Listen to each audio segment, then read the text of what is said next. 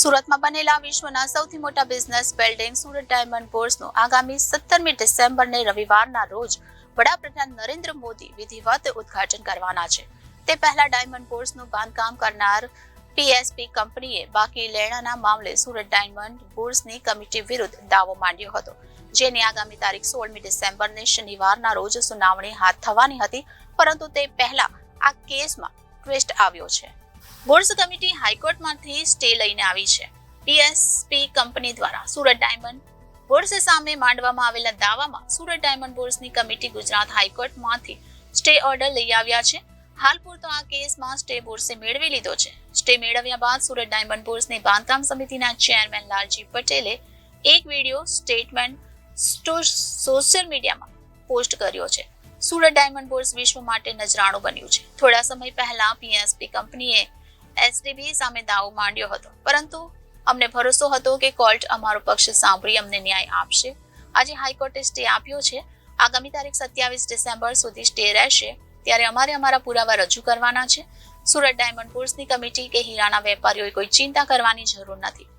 હીરા ઉદ્યોગે ચિંતા કરવાની જરૂર નથી. અમારે કોઈનો એક રૂપિયો ખોટો કાપવાનો નથી કે ખોટો આપવાનો નથી. જે વ્યવહારિક હશે તે સુરત ડાયમંડ બોર્સ આપવા માટે જવાબદારી નિભાવવા માટે સક્ષમ છે. બોર્સના 4200 હીરાના વેપારીઓનો વિશ્વાસ અમારામાં છે. કોઈ ચિંતાનો વિષય નથી, તેમ બાંધકામ સમિતિના ચેરમેને જણાવ્યું હતું. નમસ્કાર મિત્રો, આપ સૌ જાણો છો વર્લ્ડનું લાર્જેસ્ટ બિલ્ડિંગ એટલે ડાયમંડ બોર્સ સુરત શહેરની અંદર એક નજરાણું બન્યું છે. ગુજરાતનું પણ એક ગૌરવ લઈ શકે એવું બિલ્ડિંગ બન્યું છે. મિત્રો, થોડા દિવસ પહેલાં જે એસટીબી ઉપર પીએસપીએ જે ક્લેમ કરેલો અને ક્લેમ જે હતો, અમને ભરોસો હતો કે નામદાર હાઈકોર્ટ અમને સાંભળી અને 100% ન્યાય આપશે એવનો 100% ભરોસો હતો. આજે અમને નામદાર હાઈકોર્ટે સ્ટે આપી દીધો છે અને 27 ડિસેમ્બર સુધીમાં અમારા જે કંઈ ડોક્યુમેન્ટ છે અમારે રજૂ કરવાનો છે. હાલ પૂરતો સ્ટે મળી ગયો છે. અમારા 4200 સભ્યોને ડાયમંડ બોર્સની કમિટી અને ઓલ ડાયમંડ ઇન્ડસ્ટ્રીએ એક કોઈ પણ ટેન્શન લેવાની જરૂર નથી. કારણ ડાયમંડ બોર્સ વર્લ્ડનું જ્યારે લાર્જેસ્ટ બિલ્ડિંગ એટલે નામચીન બિલ્ડિંગ છે, ત્યારે એક પણ રૂપિયો કોઈનો ખોટો કાપવાનો નથી અને ખોટો આપવાનો પણ નથી.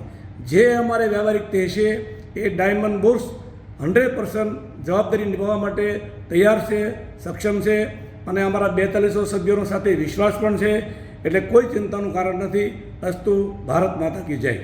Reporter Arvind Rathod, Janadesh news, Surat.